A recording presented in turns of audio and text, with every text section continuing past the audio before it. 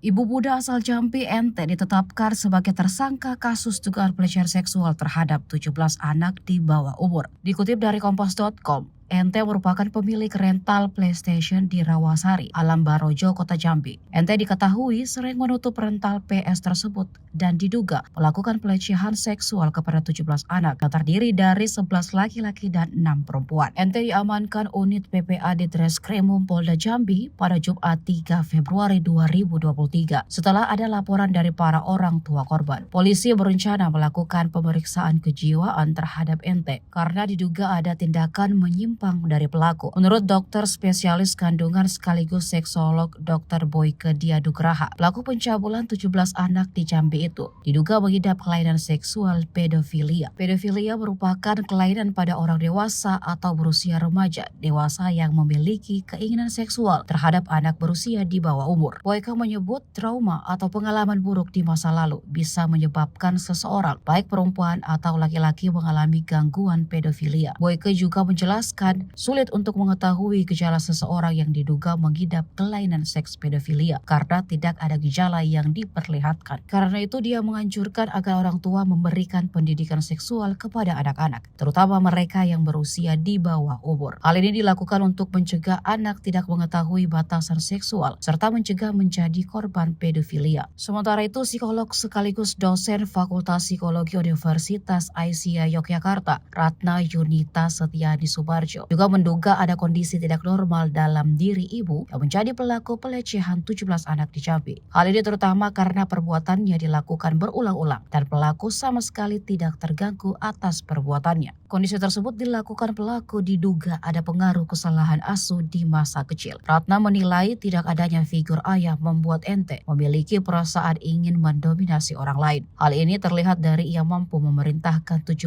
korban agar mau melakukan tindakan tidak terpuji. Ratna juga menduga ada hubungan tidak sehat antara Ente dan suaminya. Kemungkinan setelah menikah Ente kurang diperhatikan suami. Akhirnya perilaku menyimpang menjadi cara agar Ente mendapatkan perhatian dari orang di sekitarnya.